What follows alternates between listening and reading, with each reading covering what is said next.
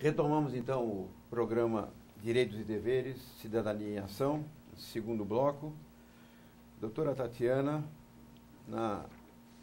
no início da nossa conversa, foi colocada a questão da disputa entre o benefício, entre o cônjuge e o eventual companheira, ou a concubina.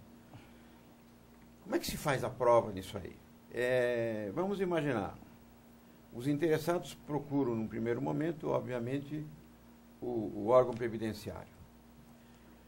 Lá é feito um processo, é feito um pedido, qual é a prova que é aceita, e, eventualmente, o INSS vai deferir ou indeferir, aquele que se sentir prejudicado procura reverter essa situação. Aonde, de que forma, qual é o caminho? Ótimo. Bom, com relação, existem dois meios de nós pleitearmos esta pensão por morte. Ela pode vir pelo INSS, que é o que nós chamamos de processo administrativo, ou então nas varas federais, que nós chamamos dos processos judiciais. Dentro dessa questão de provas que o senhor acabou questionando, nós temos uma grande polêmica que a Constituição vem até amparado pelo artigo 84, no inciso 4º, falando que fere o que vem sendo proposto pelo INSS. Dentro da pensão por morte, eles exigem que a companheira ou quem vá pleitear este benefício apresente no mínimo 3 documentos que façam prova desta dependência econômica ou dessa dependência familiar.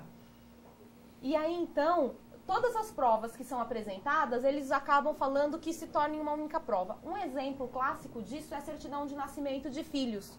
Então, você tem 3 filhos, ele apresenta as 3 certidões de nascimento desses filhos, eles falam, mas certidão de nascimento é uma única prova. O aluguel, os móveis que eu comprei para casa, é um único. Então, quer dizer, acaba-se que eles extrapolam nesta concessão.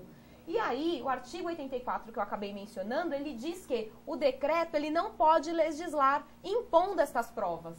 Então, é onde nós podemos ingressar do administrativo no judiciário para, assim, pleitear a prova testemunhal. E cabe prova testemunhal para fazer prova de pensão por morte. Nesse caso, só para complementar, qual é o tempo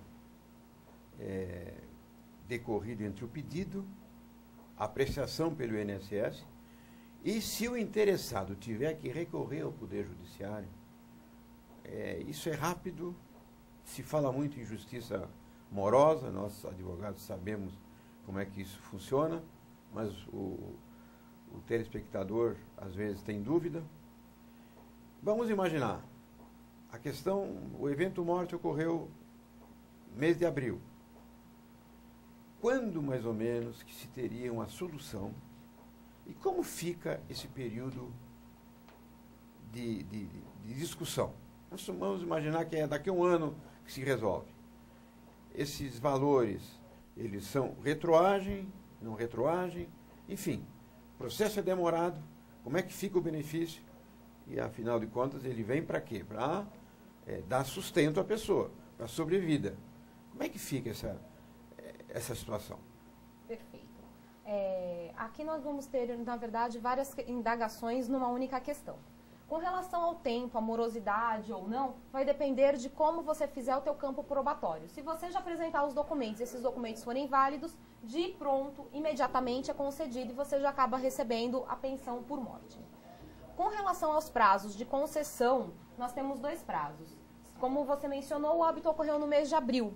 Eu dei entrada até 30 dias deste óbito, tá? O meu benefício, ele vai retroagir da data da concessão. Se eu dei entrada nesta pensão por morte após esses 30 dias, aí então passa a ter direito a partir do momento em que você deu entrada neste benefício. Então eu protocolei em junho, um exemplo, o meu benefício. Eu vou passar a ter o direito à minha pensão por morte a partir de junho. Doutora Tatiana, nós estamos falando do benefício, mas a doutora disse que tudo isso depende da condição de segurado da pessoa que veio a falecer. Eu gostaria de saber, essa condição de segurado, para quem mantém um vínculo de emprego, ela é natural. o próprio empregador já faz a retenção da parte do empregado, recolhe também a sua cota à parte. Agora, do profissional autônomo, daquele que trabalha no dia a dia, sem um vínculo de emprego, como que ele pode se tornar um segurado do INSS? Muito bom, doutor Cazu, até porque isso depois a gente tem outras discussões interessantes a fazer sobre este tópico. O segurado autônomo, geralmente, ele não recolhe.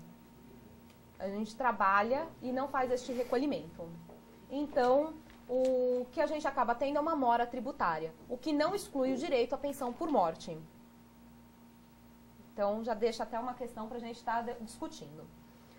O autônomo difere no sentido assim, eu posso ter o contribuinte individual e este autônomo, tá? O autônomo é aquele assim, eu me inscrevi no site e exerço uma atividade profissional e passo a recolher em função dessa minha atividade. O individual não. Eu, pessoa física, quero passar a contribuir. E aí eu tenho direito a contribuir, então eu passo a retribuir. Esses tipos nós chamamos de facultativos, esses tipos de recolhimento, não são recolhimentos obrigatórios. Tá? E isso, conforme nós vamos contribuindo, nós vamos angariando o período que nós vamos cumprindo de carência a ter direito aos benefícios.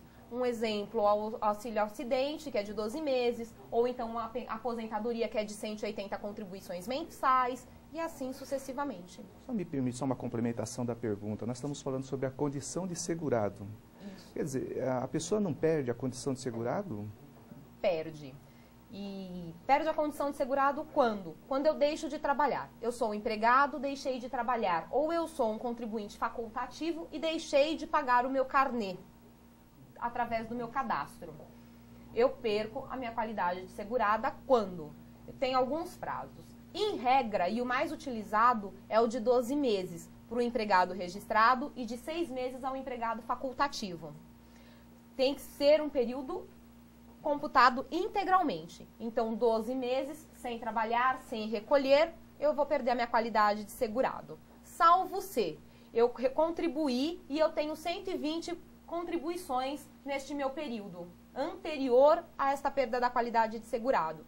Aí a própria lei de benefícios me garante mais 12 meses. Então, ao invés de 12 meses, eu tenho direito a 24 meses.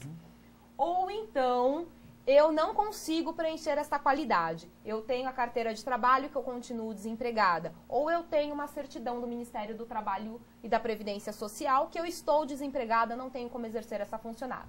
Eu ganho mais 12 meses, já são 36 meses. E aí tem uma questão entre as datas de recolhimento deste benefício. Que é assim, eu tenho que recolher o meu benefício. Eu começo a trabalhar hoje, eu tenho até o 15º dia do mês seguinte, então abril, até o 15º dia de maio, para estar fazendo o recolhimento deste benefício. Aí então eu teria mais um mês, porque o teu empregador garante um mês. E a lei fala que você tem do mês de recolhimento mais um mês para isso. Então, no mínimo, nós temos para não perder a qualidade de segurado, 14 meses nesse período para conseguir uma recolocação no mercado ou passar a contribuir como facultativo. Muito bem. Para contatar o programa e mandar sua sugestão, pergunta, elogio ou crítica, você pode usar o nosso e-mail presidência@oabguarulhos.org.br ou secretaria@oabguarulhos.org.br ou usar o nosso telefone 2468-8199, ramal 33, ou diretamente na sede da OAB Guarulhos, na rua Luiz Facine, número 16, Centro, Guarulhos. Vamos a um breve intervalo comercial, conhecendo nossos apoiadores, aqueles que também constroem conosco esse projeto.